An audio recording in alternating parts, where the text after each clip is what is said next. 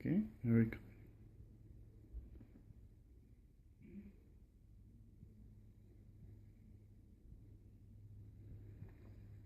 Okay, welcome everybody to my speech. I would like to start off by saying a family that I know lost someone very special to them. That's how this all began. The family has communication with another couple. They share emotions, laughs, and other things in common. You might think that they are just friends of the family, but as it turns out that they're not. They suffered a tragic loss, which brought them into a deeper connection with the two families. The connection is they lost a child and their organs were donated to this person. The man received his new organ and his wife was extremely grateful for the years that she had left to spend with him. So they share a special bond, and they're supposed to meet in person very soon. They talk on the phone very often. Another thing after this happened is the man had cancer, so he was cleared of cancer after he received his transplant. And I met the wife of the husband that had the transplant. I met her about about a month and a half ago. And then he came in with her and I got to meet him a couple weeks after that. And I had never known them before. So they just shared their special story with me. I would like to start off by speaking about organ donation, how it is an important part of saving lives, a technique that can make an important impact on our lives. There's 3 subjects I would like to cover. The first one is harvesting.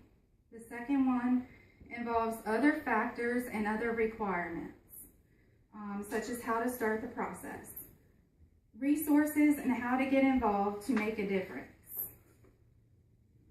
A lot of factors are involved, such as age, health status, blood type, and demographic location, depending on where you live. After everything is evaluated, there is a match and the person receiving the organ is contacted. In some cases, they move more rapidly to the next person on the wait list. It just depends on the health of the person and if they're immediately ready to go into the surgery when they're called on the wait list.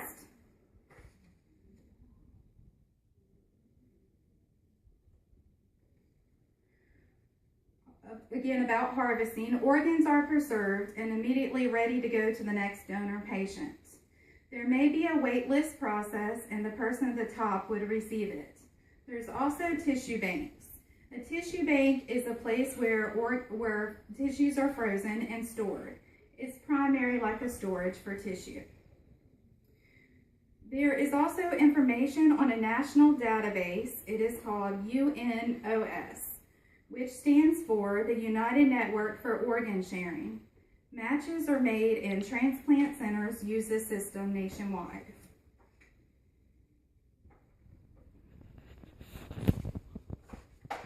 Some more concerning harvesting. Humans, examples of organs that are harvested and transplanted are heart, lung, and kidneys. There is a fact about 18 people die a day before they get a call about an organ. So they may be on the wait list and never get called. So about 18 people a day will die, which is a very sad fact. And that turns out to be 6,500 people a year. That was cited from Organ Donation and Transplant on WebMed online. I did look into finding out about pet organ donors. There's a pet organ donor website. It depends on the pet's age and the pet's weight. Painless, it is painless for the pets because they'll be asleep anesthetized before the organs are removed, of course. You do have a chance to say goodbye to your pet and make burial arrangements for your pet. Donor stories are online to read about pet organ donations that have happened with their pets. I did go to cherishhope.org. That's my cited resource for that. Another example is a pancreas for a dog can be donated. Animals that do get a pancreas, it can help them with manage their diabetes better and prolong their life. There are certain things that are research that is involved now with animals where the organs might go towards humans. There is limited information on that currently.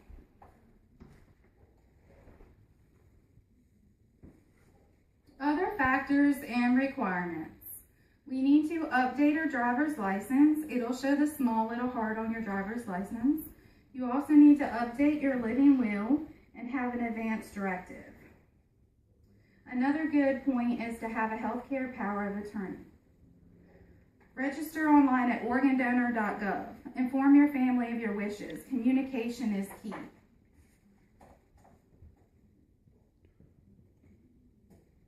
Resources and how to get involved and make a difference. Word of mouth is the best way to spread the word. From the website organdonor.gov is where I found some helpful tips with getting involved. I recently registered myself on that same website. There are national events that take place in regards to donation. Also, there are volunteer opportunities and training involved to become a volunteer.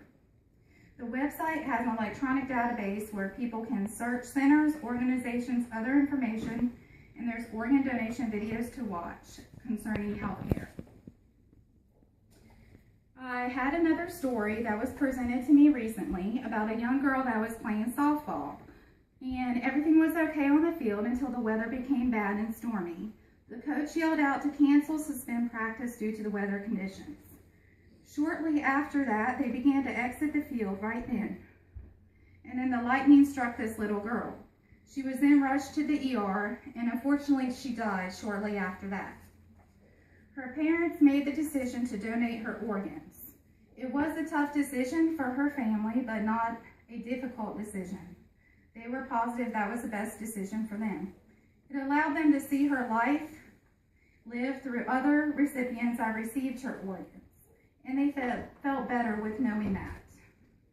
There was another story that I learned about from a friend as I was putting my speech. That was another story I learned about when I was putting my speech together.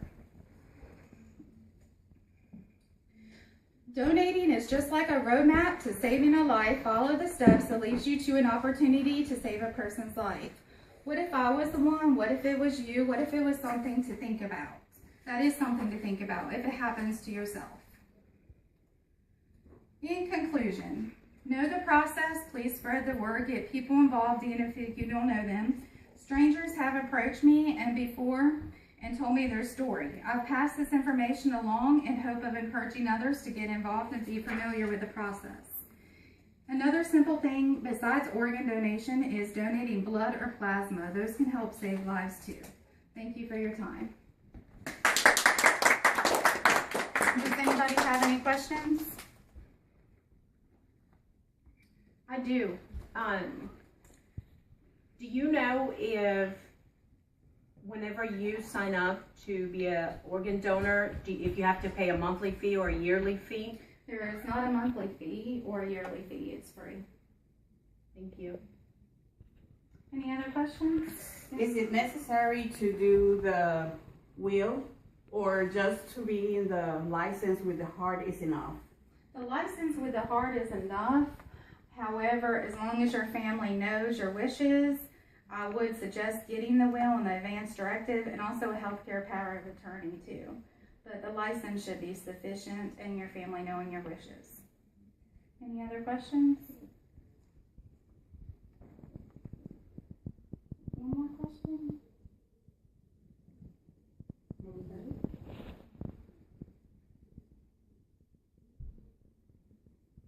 Yes. What does it mean to be a total organ donor? It means that anything can be donated, anything from tissue, eyes, organs, everything. That's great. And it can also be used for research too. And do you make that determination on that website if you want to be a total organ donor, yes. or just what? It gives you the option to choose how you're interested, if it's full body or certain parts. So there are different questions that can determine what's best for you. Okay. Thank you, everybody, for Thank coming you. today.